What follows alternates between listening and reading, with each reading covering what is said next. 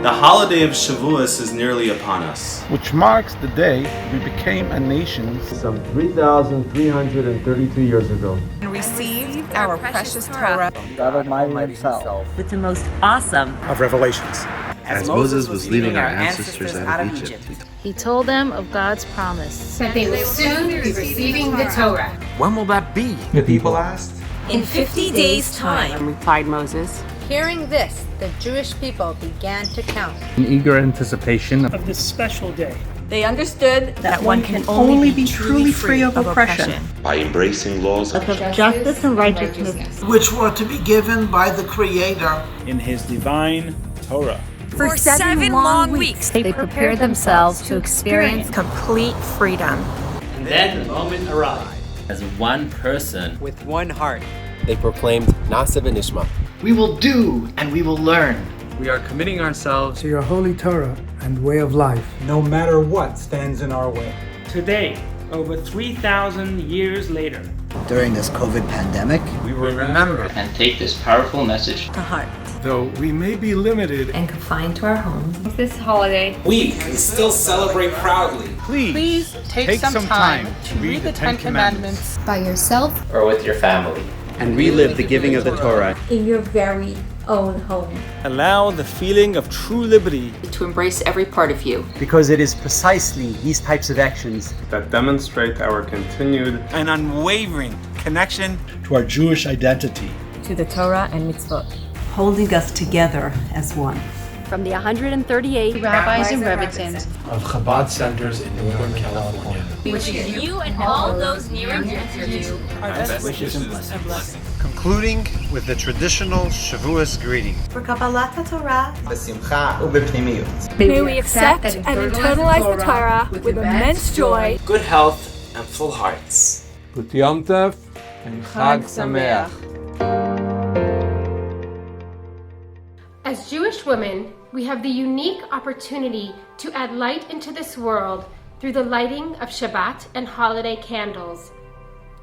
Please join me on Thursday night and Friday night before sunset as we usher in the holiday of Shavuot, followed by a beautiful Shabbat or holiday meal, either by yourself or with family. Check Chabad.org for local times. During these trying times of COVID-19, we need the light now more than ever. It is now my honor to introduce a friend and supporter of the Jewish community, David Marcus. David is a successful entrepreneur and head of Calibra at Facebook. He makes a point of celebrating Shabbat with his family. Ladies and gentlemen, David Marcus. Hi, I'm David Marcus, and I wanted to wish everyone Chag Shavuot Sameach.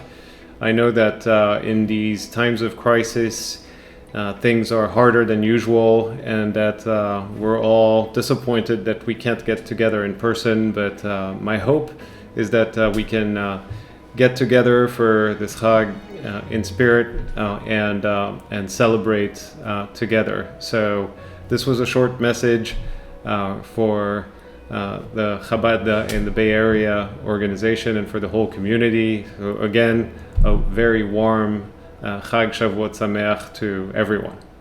Friends, 500 years ago, the Mughal Emperor King Akbar the Great built a new capital city for himself in the plains of northern India called Futa Persakri.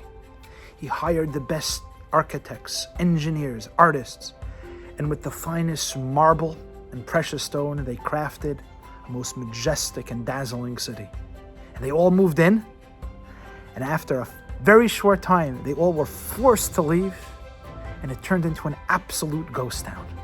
And today, 500 years later, that city still stands in its majestic grandeur and beauty, still a ghost town. It is one of the most visited tourist attractions in India today. What happened to the city?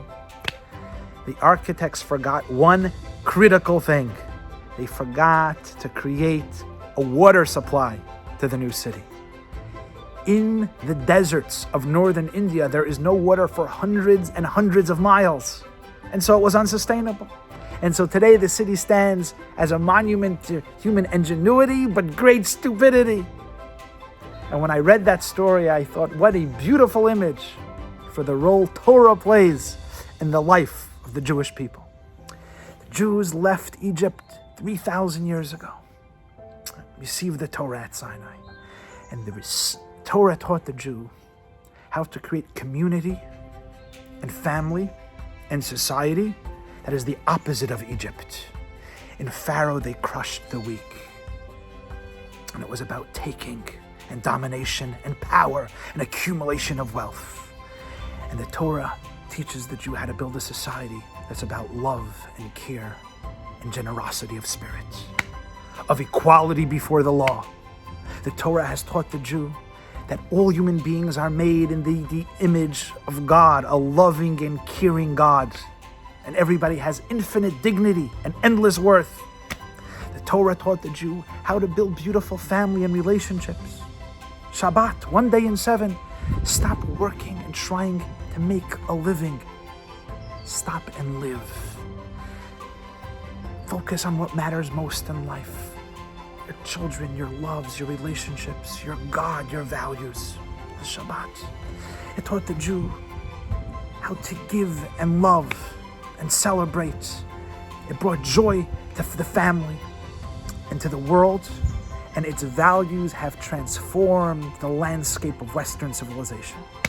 And so this week, as we celebrate the holiday of Shavuot, commemorating the giving of the Torah over 3,000 years ago at Sinai, let us dedicate ourselves to filling our hearts and our homes with the nourishing water of Torah. It gives me great honor to introduce a very proud member of the Jewish community and a good friend of Chabad, State Senator Scott Wiener. Hi, I'm Senator Scott Wiener. As we get ready to celebrate Shavuot, I want to wish everyone a Chag Sameach and a meaningful holiday. Shavuot, which of course celebrates the receiving of the Torah on Mount Sinai, is one of my favorite holidays. The teachings of the Torah and its values of unity and caring for one another are a guiding light for all of us, especially during the challenging times like what we're going through right now. I salute the work of Chabad and the Jewish community throughout San Francisco and the Bay Area for the tireless work of so many people in creating community and a sense of belonging, particularly during difficult times like right now. Chag Sameach. Before giving the Torah, God asked the Jews for a guarantor to ensure its continuity. They suggested the elderly, the sages, people who had the wisdom and experience to appreciate the Torah and teach it. But God did not accept until they said, "Our children will be the guarantors." As we commemorate the giving of the Torah so many years later, we recognize that passing the torch of Torah along to the next generation has made the golden chain of Jewish tradition thrive even under the most difficult circumstances. Let's do our part to make sure our children grow up to be the next Jewish leaders, full of Jewish pride and identity, and passing on their appreciation to generations to come.